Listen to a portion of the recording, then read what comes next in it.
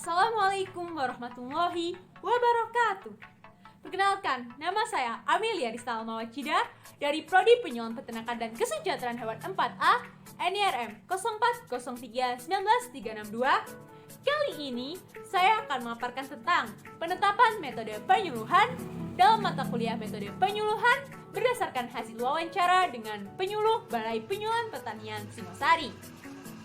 Dalam mata kuliah ini diampu oleh Dr. Budi Sawitri, SST, MS. Bagaimana pemaparannya? Simak berikut ini kelanjutannya. Nah, dalam pokok bahasan kali ini, saya akan membahas 4 poin utama. Yang pertama, yakni tahapan penetapan metode penyuluhan. Yang kedua, yakni pembahasan umum akan metode penyuluhan. Yang ketiga, yakni hasil wawancara dengan penyuluh Balai Penyuluhan Pertanian Singosari. Dan yang keempat, yakni analisis dari hasil wawancara. Bagaimana pemaparannya? Simak berikut ini kelanjutannya. Yang pertama, tahapan penetapan metode penyuluhan. Pada hari Jumat, 23 April 2021, saya melakukan kunjungan di Balai Penyuluhan Pertanian Singosari. Di sana saya menemui salah seorang penyuluh yang bernama Bapak Wahyu Eka Ananda selaku penyuluh Balai Penyuluhan Pertanian Singosari. Di sana kami berbincang, saya saling tanya jawab kepada beliau dan mendapatkan hasil bahwa penetapan metode penyuluhan di Balai Penyuluhan Pertanian Singosari berdasarkan tujuan dari program atau inovasi atau informasi akan disampaikan. Jadi, para penyuluh menganalisis apakah pemerintah hanya menginginkan sebuah program, sebuah inovasi atau informasi itu sekedar tahu oleh petani, atau pemerintah menginginkan bahwa petani sedikit mengetahui detailnya akan sebuah program, atau bahkan pemerintah menginginkan petani menguasai dengan penuh program atau inovasi yang disampaikan. Seperti itu. Jadi, penetapannya berdasarkan tujuan program atau inovasi atau informasi. Untuk yang kedua, yakni pembahasan umum akan metode penyuluhan. Nah, terdapat beragam jenis metode penyuluhan. Ada anyaksana, ada demonstrasi, ada ceramah, ada sekolah lapang, dan masih banyak lagi. Namun, pada prosesnya, pada penetapannya, terdapat dasar dalam pertimbangan untuk penetapan metode penyuluhan. Yang pertama, yakni berdasarkan karakteristik sasaran. Yang kedua, yakni karakteristik daerah. Dan yang ketiga, yakni sarana dan biaya. Yang keempat, yakni karakteristik penyuluh. Dan yang kelima, yakni materi penyuluhan pertanian. Dan yang keenam, yakni kebijaksanaan pemerintah. Seperti itu. Jadi terdapat 6 karakteristik, tepatnya 6 dasar pertimbangan dalam penetapan metode penyuluhan. Yang selanjutnya, yakni hasil wawancara. Seperti yang telah saya paparkan bahwa metode penyuluhan penetapannya khususnya berdasarkan tujuan dari program atau inovasi atau informasi tersebut disampaikan. Jadi para penyuluh menganalisis apakah petani hanya cukup sekedar tahu. Apabila petani hanya sekedar tahu, maka metode yang dilakukan atau metode yang dilaksanakan yakni metode pendekatan massal seperti ceramah dan lain sebagainya. Dan untuk tujuan dari penetapan metode penyuluhan, jika petani sedikit tahu detailnya, maka dilaksanakan dengan pendekatan kelompok seperti demonstrasi. Nah, yang terakhir yakni apabila pemerintah menginginkan petani atau menginginkan sasaran benar-benar menguasai inovasi atau program yang disampaikan, yakni dengan pendekatan perorangan atau biasanya anjaksana. Seperti itu. Jadi anjaksana dilaksanakan apabila tujuannya sasaran benar-benar menguasai program atau inovasi yang akan disampaikan. Seperti itu. Nah, yang keempat yakni analisis hasil wawancara. Dalam analisis hasil wawancara, terdapat 6 dasar pertimbangan dalam penetapan metode penyuluhan. Yang pertama, yakni karakteristik sasaran. Yang kedua, yakni karakteristik penyuluh. Yang ketiga, yakni karakteristik wilayah. Yang keempat, yakni materi penyuluhan. Yang kelima, yakni sarana dan biaya. Dan yang keenam, yakni kebijaksanaan pemerintah. sebelum kita melaksanakan penetapan metode penyuluhan, tentunya kita akan melakukan pendekatan dengan petani atau dengan sasaran. Kita melakukan analisis, kita kaji bagaimana karakteristik dari sasaran kita, bagaimana kondisi wilayah dari lahan yang mereka punya, atau bagaimana kebiasaan dan cara berkehidupan dari sasaran yang akan kita hadapi. Setelah kita menganalisis, setelah kita mengkaji bagaimana karakteristik dari sasaran, maka kita dapat menentukan metode apa yang cocok kiranya untuk diterapkan. Seperti itu. Jadi, berdasarkan wawancara dengan penyuluh Balai Penyuluhan Pertanian Singosari, bahwa mereka menetapkan penetapan metode berdasarkan tujuan program atau inovasi atau informasi akan diluncurkan memang benar dan sesuai dengan 6 dasar pertimbangan penetapan metode penyuluhan. Tanpa disadari, secara tersirat, 6 dasar pertimbangan penetapan metode penyuluhan diterapkan dalam penetapan metode penyuluhan. Seperti itu.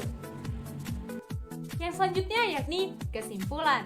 Kesimpulannya, proses penetapan metode penyuluhan di Balai Penyuluhan Pertanian Singosari berdasarkan tujuan dari program atau inovasi atau informasi akan disampaikan. Jadi apabila inovasi atau informasi tersebut hanya didasarkan petani agar sekedar tahu, maka metode yang dilaksanakan yakni metode pendekatan secara massal.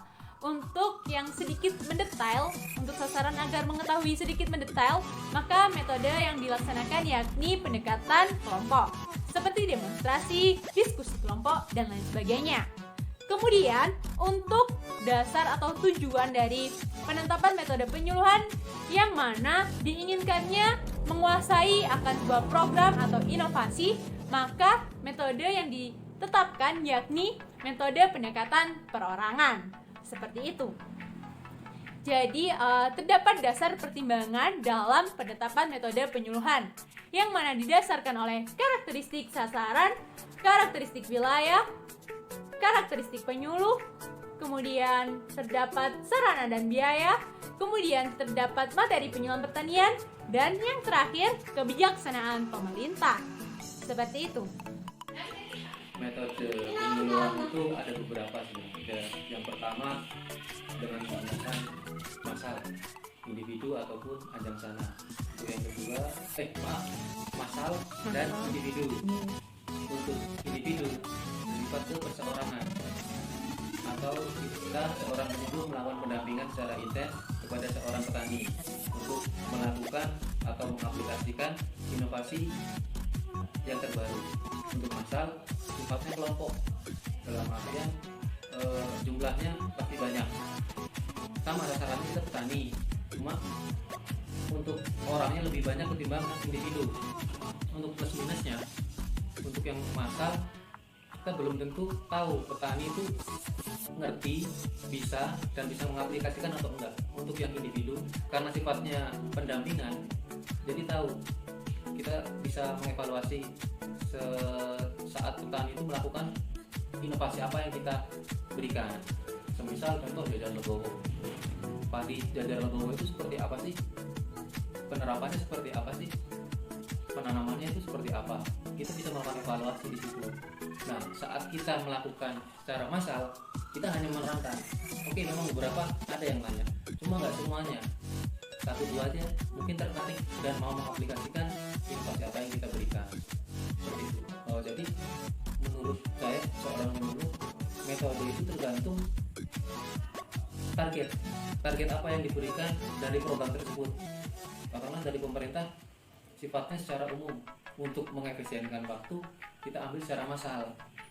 Nah, di luar itu mungkin nanti ada beberapa petani yang tertarik dengan program tersebut, tertarik dengan inovasi tersebut, mungkin bisa dilakukan pendampingan. Itu yang dilakukan penyuluh selama ini.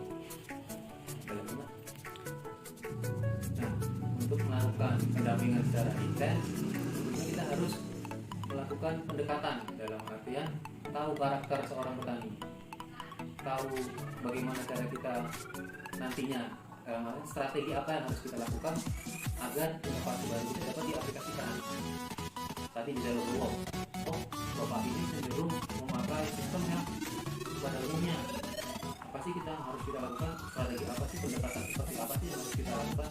Apakah itu mulai dari pembagian materi secara pelan, setelah itu melakukan demplon sedikit aja lah, agar petani itu tahu oh seperti ini caranya.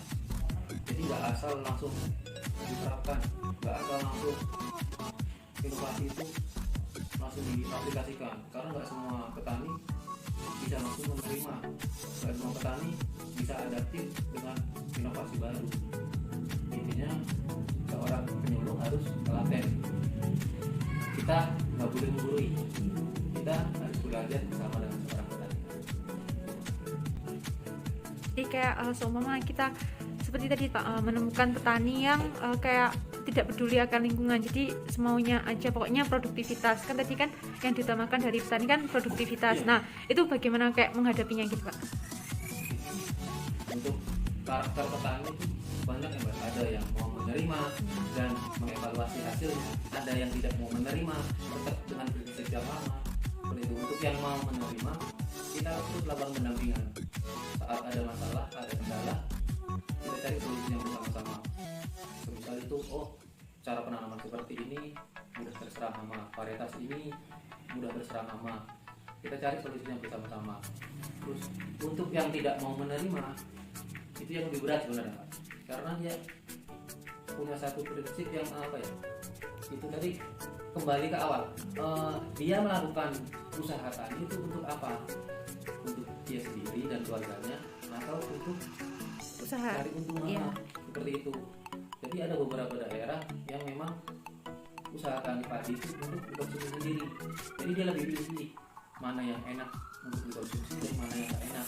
Jadi untuk produktivitas kadang agak dihiraukan untuk dikonsumsi, dia lebih pilih yang enak untuk dikonsumsi. Dan untuk petani yang memang usaha tani itu kan dia jelas cari produktivitas yang tinggi.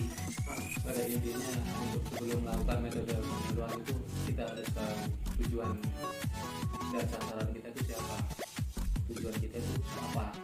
Nah, nanti karena sasaran kita ini petani dan tujuan kita ini apa ya, tergantung program sebenarnya. Kalau tujuan otomatis untuk mensejahterakan mereka, bagaimana caranya petani bisa menerima inovasi baru, beradaptasi dengan inovasi baru dan mau mengaplikasikannya. Untuk sasaran dari petani ya, untuk nanti semisal di tengah jalan ada kendala ataupun masalah, kita lakukan analisis. Kamu tadi kata kenapa sih ini ditanam seperti ini, makanan seperti ini, kendalanya dari mana sih? Terus sebenarnya potensinya dari kelompok ataupun desa A ini seperti apa sih? Apa sih yang bisa dikembangkan? Terus ancamannya itu apa? Misal katakanlah tanah ini bisa menghasilkan produktivitas padi yang banyak, cuma lahannya kecil. Itu cara apa yang harus dilakukan oleh petani dan penyuluh? Tanah ini lahannya luas, tapi lingkungan sekitar terlalu over untuk populasi hama. Itu cara apa yang harus dilakukan penyuluh dengan mengedepankan ke apa namanya, ekosistem nggak terganggu, rantai makanan nggak terganggu. Terkadang petani itu melakukan pengendalian hama itu terlalu berlebih, sehingga merusak rantai makanan. Misal ada serangan hama wareng. Hama wareng itu kenapa sih kok sampai di atas ambang ekonomi? Hama wareng itu memang ada, saat serangan hama itu dapat dikendalikan oleh musuh alami, itu insya Allah nggak akan banyak menimbulkan produktivitas. Jadi kita belajar bersama-sama menggunakan metode yang menurut kita dan petani itu bisa klop, dalam arti bisa petani bisa nangkep, bisa mengaplikasikan, dan nggak cuma asal iya pak, ini pak gitu aja. Jadi intinya harus tahu tujuan dan sasaran.